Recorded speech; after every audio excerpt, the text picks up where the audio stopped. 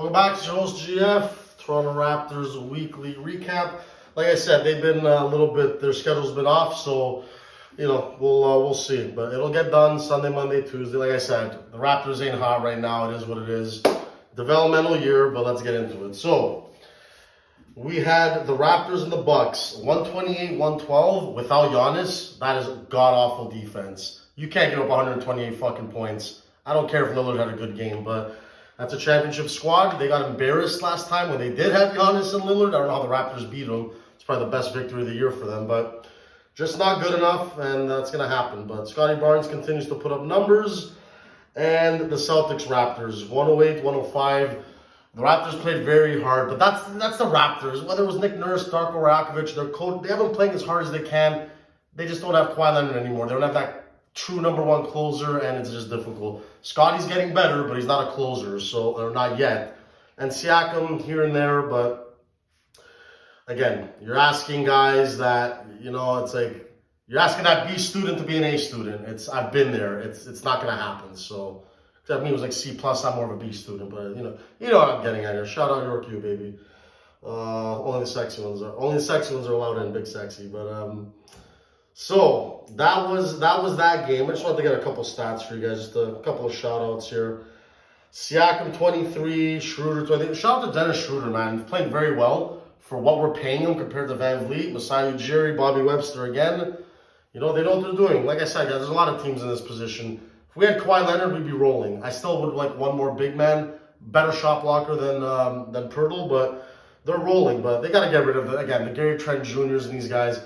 Make your decisions, get rid of some guys. I keep OG Anunoby because, again, they got a guy who's a lead on defense and he has experience. I would keep him. And then 142-113 against the Detroit Pistons, who are absolute dog shit, to bring the record to 6-7. The Pistons are 2-12. Yikes. Let's check out Cade Cunningham. 18 points, 5-4. Nah, I'm sorry. I'd still take Scotty Barnes. 17, 9-7. Obviously, they spread the minutes around because it's a shit team. That's the new way to load manage. But that's enough for that for now. So, what did I want to talk about this week? James Harden. James Harden, man. My God. What a disaster so far. And I know they can turn it around, but I also need to call out... gotta call them out, guys. Kawhi Leonard, you are a fucking garbage leader, though, man. You are a garbage leader. Not the guy that would never have you over his place. He feels like it. Plus, I have sources. He's not that dude. You got to step up here, brother. Your legacy is on the line. Now, people are going to say, oh, but his legacy is already San Antonio, Toronto. You were supposed to get one for the Clippers. You were supposed to get one for the Clippers. Steve Ballmer, who's a great owner. I'd love to know what that guy fucking puts in his coffee in the morning. That guy's on fucking blow or whatever, but this is embarrassing. You left another championship in Toronto just to do this in LA? Load management. You don't fucking say a word. I don't see the emotion anymore. Injuries are piling up. It's your fault, man. You're supposed to be the leader of this thing. James Harden, Russell Westbrook, they're whatever, man. They're just trying to... That's like Gary Payton, Karl Malone, the Lakers. They're just trying to do whatever they can.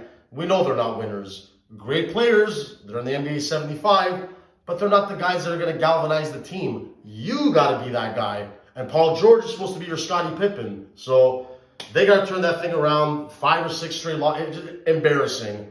Figure it out. Good for Russ. Wants to come off the bench. At least he's showing something here because it's not working. But Mr. I'm the system. And it's not. You ain't shit anymore.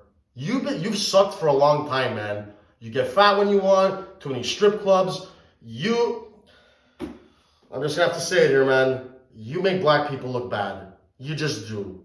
Guys like you make them look bad. Just to be fair here, relax. If anyone is not racist, but I love sexist, racist humor, it's me. I got every belt. I smash black women, one of my favorite types. Not exactly a fucking secret, so I can say that shit. Got to be better, James Harden. You make too much money, you make the NBA look bad, and you make your culture look bad. Well, the strip club, the chicken wings, the broads. Dude, that shit's played out. It's not even funny anymore, man. It's not. Get your fucking shit together. Go on the fasting like GF. Better yourself.